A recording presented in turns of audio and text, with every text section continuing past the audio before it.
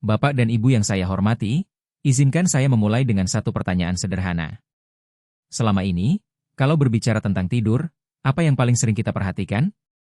Biasanya orang hanya fokus pada berapa jam tidur, bukan bagaimana posisi tidurnya. Padahal, khusus di usia lanjut, posisi tidur justru punya pengaruh yang sangat besar terhadap kesehatan. Bahkan bisa menentukan apakah tubuh kita semakin kuat atau justru semakin melemah dari tahun ke tahun. Saya ingin Bapak dan Ibu memahami satu hal penting. Tidur bukan sekadar memejamkan mata dan berbaring. Saat kita tidur, tubuh bekerja keras melakukan perbaikan. Jantung memompa darah dengan ritme tertentu, paru-paru mengatur pernapasan, otak membersihkan racun, dan pembuluh darah mengalirkan oksigen ke seluruh tubuh. Semua proses ini sangat dipengaruhi oleh posisi tubuh saat tidur. Dalam praktik saya menangani lansia, ada satu kebiasaan yang sangat sering saya temui.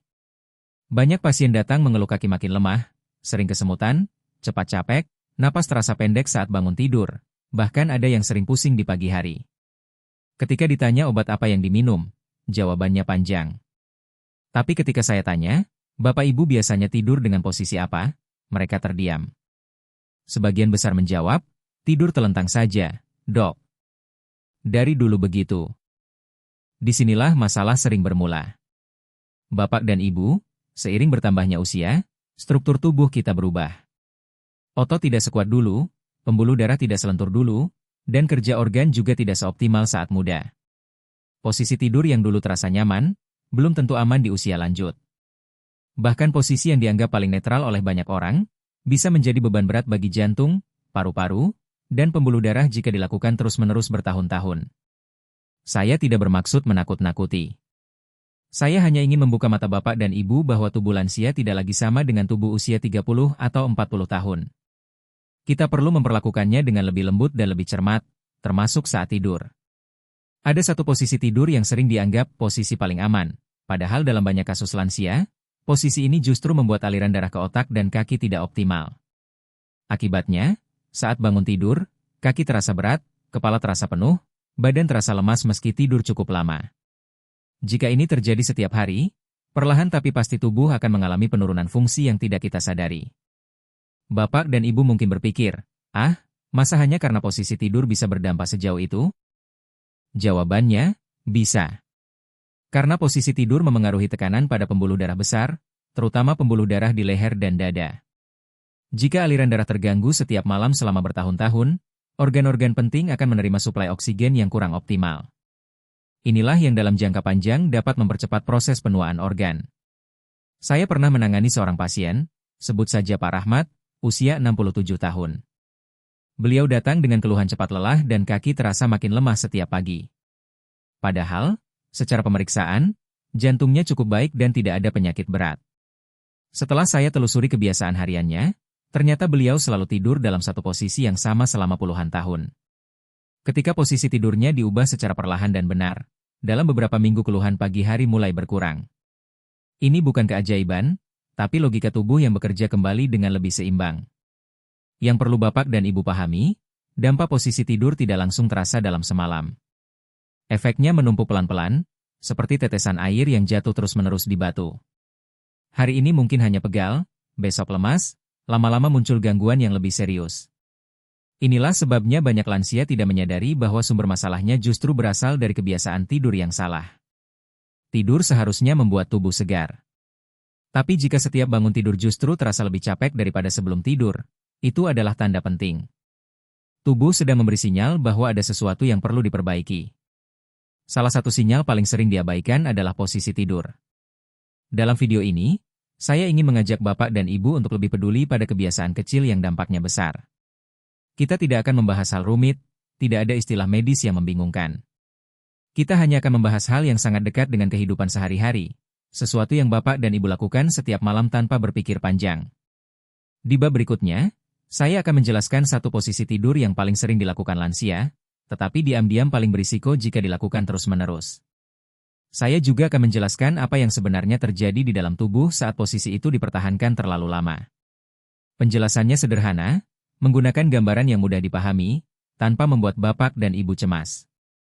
Yang terpenting, saya ingin Bapak dan Ibu tetap tenang.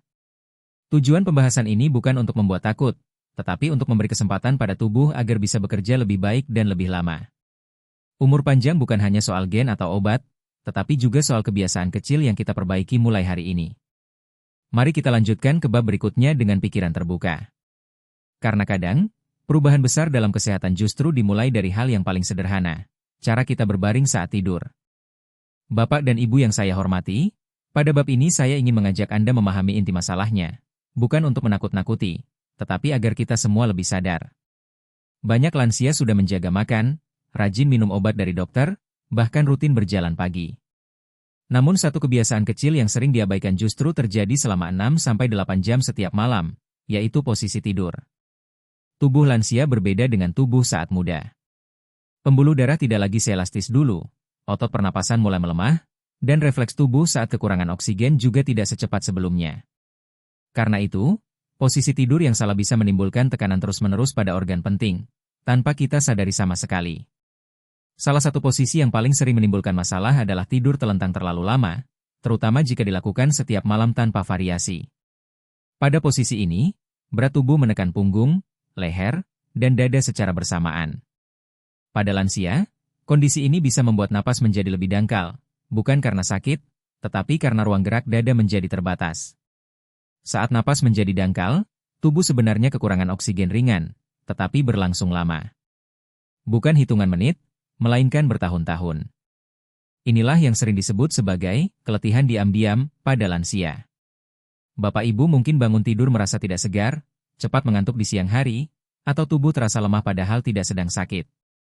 Masalah berikutnya adalah leher dan aliran darah ke otak. Banyak lansia menggunakan bantal yang terlalu tinggi atau terlalu keras saat tidur telentang. Akibatnya, leher berada pada posisi menekuk atau tertekan selama berjam-jam. Pembuluh darah yang membawa oksigen ke otak bisa terganggu alirannya. Jika ini terjadi setiap malam, otak menerima suplai oksigen yang tidak optimal.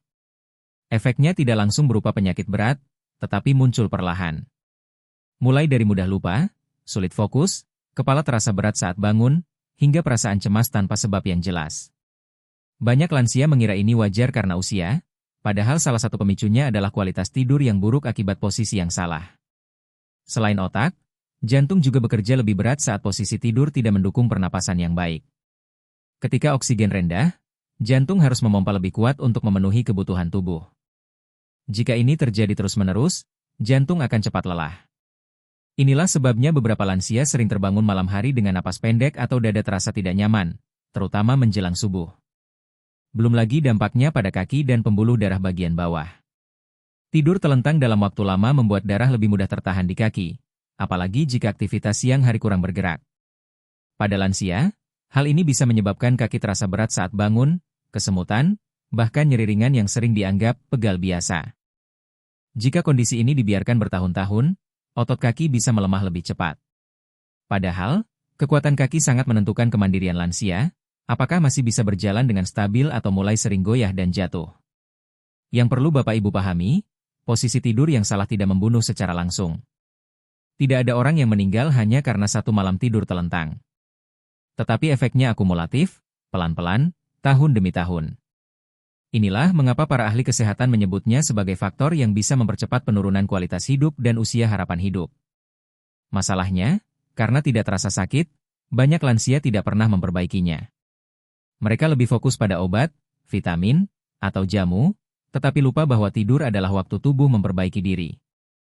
Jika posisi tidur salah, proses perbaikan itu tidak berjalan maksimal.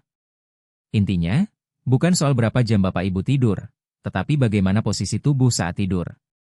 Posisi yang salah membuat tubuh bekerja saat seharusnya beristirahat.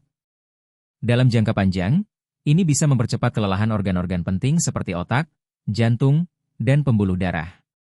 Pada bab selanjutnya, saya akan membagikan posisi tidur yang lebih aman dan dianjurkan untuk lansia, serta satu kebiasaan kecil yang sering diremehkan, tetapi justru bisa membuat tidur lebih nyenyak, napas lebih lega, dan tubuh terasa lebih segar saat bangun pagi. Hal ini sederhana, tidak membutuhkan alat mahal, dan bisa langsung Bapak Ibu coba mulai malam ini. Bapak dan Ibu yang saya hormati, sampai di bagian ini saya ingin menenangkan Anda terlebih dahulu. Jika selama ini Anda tidur telentang, bukan berarti sudah terlambat dan bukan berarti tubuh Anda sudah rusak. Kabar baiknya, tubuh lansia masih sangat bisa beradaptasi, selama kita memberi kesempatan dengan cara yang benar dan konsisten. Posisi tidur yang paling aman dan dianjurkan untuk lansia adalah tidur miring, baik ke kiri maupun ke kanan, dengan posisi tubuh yang rileks dan tidak kaku. Posisi ini membantu paru-paru mengembang lebih bebas, sehingga napas menjadi lebih dalam dan stabil. Ketika napas lebih baik, otomatis suplai oksigen ke otak dan jantung juga meningkat. Tidur miring juga membantu aliran darah kembali ke jantung lebih lancar, terutama dari bagian kaki. Inilah sebabnya banyak lansia yang mulai tidur miring merasakan kaki lebih ringan saat bangun pagi, tidak mudah kram, dan rasa kesemutan berkurang perlahan. Bahkan, beberapa orang melaporkan tidur mereka menjadi lebih nyenyak tanpa sering terbangun malam hari. Namun, tidur miring pun perlu diperhatikan caranya. Gunakan bantal yang menyangga leher sejajar dengan bahu, tidak terlalu tinggi dan tidak terlalu tipis. Jika memungkinkan, letakkan bantal kecil di antara lutut agar pinggul tidak tegang. Posisi ini membuat tulang belakang lebih lurus dan mengurangi tekanan pada saraf.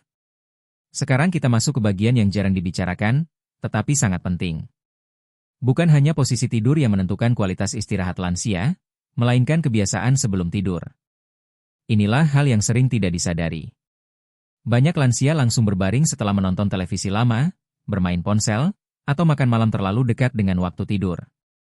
Akibatnya, tubuh masih berada dalam kondisi aktif saat seharusnya mulai tenang.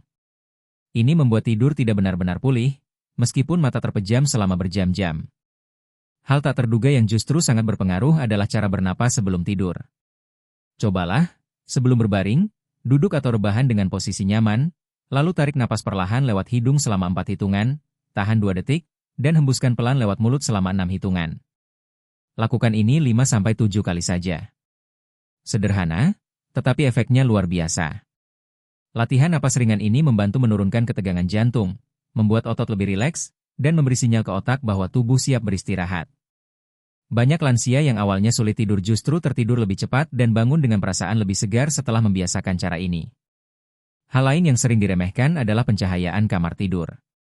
Tidur dalam ruangan yang terlalu terang membuat otak sulit masuk ke fase tidur dalam. Usahakan lampu redup, tenang, dan suasana kamar terasa aman. Tidur bukan hanya soal posisi tubuh, tetapi juga rasa nyaman secara mental.